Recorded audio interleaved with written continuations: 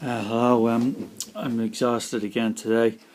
My chronic insomnia has me fairly tired, so I can't actually do very much. Making a fed webcam video is very hard. As I said, you can kind of see the bags a bit better today because there's more natural light. I have had these bags and dark circles under my eyes for since I was 15. Um, I'm trying to find a new GP at the moment, but it's not easy. It's very hard work.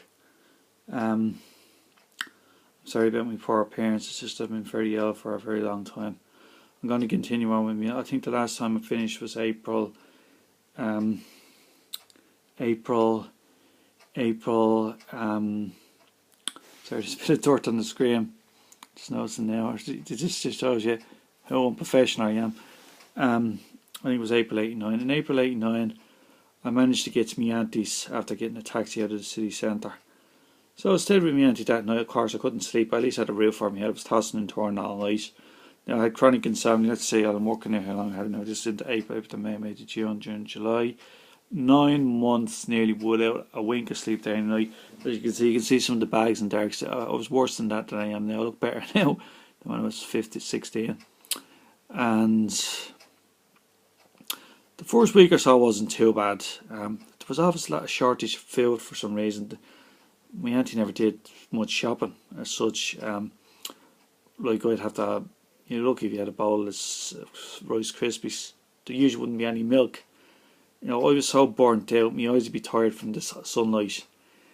This must have been near Easter time or after, it was around Easter time anyway, and it was on area high pressure then. And the light, it's stinging my eyes today. Now my eyes are actually paining me today. I think I might have to take painkillers later on for them. And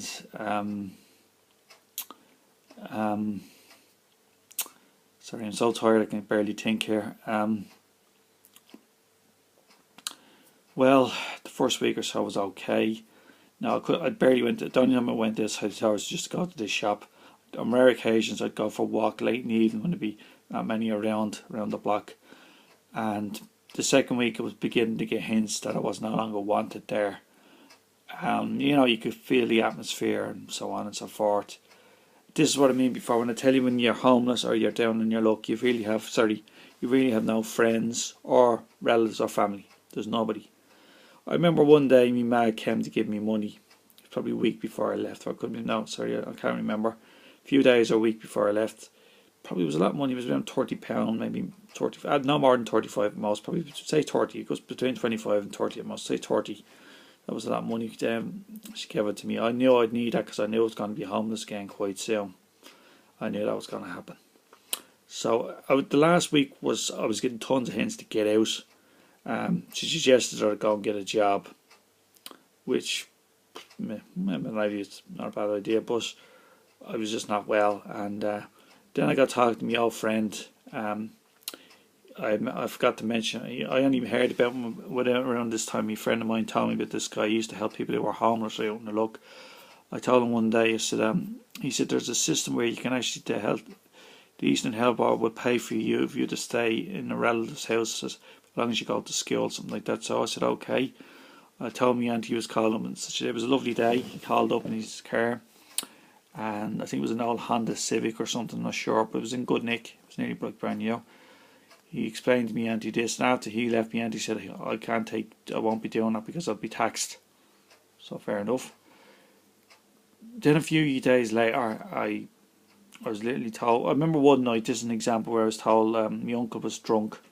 And my brother said to me, really a year or so ago, the two most honest people with you will be our children, and those who are drunk. They'll tell exactly. He called me an ugly bee yet again right in front of me, which he was just being honest. He wasn't just saying that. He mentioned something about the IRA or something. He's trying to say I was some sort of. He had served in the British Army many years earlier. About 20 years earlier. So that's where his own agenda would come into when he was just drunk. He just told me exactly how he felt. So a day or two later, my mother came up for some reason. My auntie threw me out. She mentioned, oh yeah, I used to have to buy food for myself. I don't know, I had a very high metabolism rate at the time. So as I said, there was always shortages of food. So I was buying mostly bars of chocolate and sweets. But instead of throwing the wrappers on the ground, I threw them in the bin in my auntie's house. I never thought anything of it. Then the day when she was kicking me out, she said to me, mother was there for some bizarre reason. She said, I'm throwing Paul out. He got money from you, which of course I did. And he was eating sweets, and she tried to say that I didn't share them with anybody. It's a bit like, an 8 or 10-year-old kid in the school ground where you're fighting over a bag of sweets. Well, since you didn't give me your sweets, I'm not going to give you any of mine. Like, it's just really it was just petty reasons to just get rid of me. Simple as that. And the money thing meant nothing. If I'd have given her the money, she still would have got rid of me a week or two later anyway. It would just, because I would have ran out of money. So I was homeless again. I forget what happened with me, man. It was bizarre because I remember I left all my old school books there. They were quite a lot of money back then. I don't know what my auntie done with them. She might have thrown them out. She might have sold them on to another bookshop later on somewhere else. I don't know. So I was homeless again in April. I forget how I ended up back home again. I was in Dublin going around, and I was staying. No, I remember going down to my auntie's in late April, early May. That's it, yeah. Late April, and I was staying in my auntie's down in Gordy. She's passed away now since 2008, I think, or around that time, or maybe I should really know her earlier, 2007, 2006. She passed away anyway, nearly 10 years. So I went to my auntie's. I stayed there for the whole weekend. It was actually a bank holiday weekend, which may make it out to be the bank holiday weekend from May, because the snooker was on. I seen it in a pub. The World Snooker Championship was on, the final, and I think that finishes on a bank holiday. So it was. So we're up now into early May, bank holiday. I'm going to let you go at the moment, but I'm going to move on from there, and I'm going to tell you what goes on next. And sorry about that. I'm not great with these technologies. Thanks very much. God bless. Bye.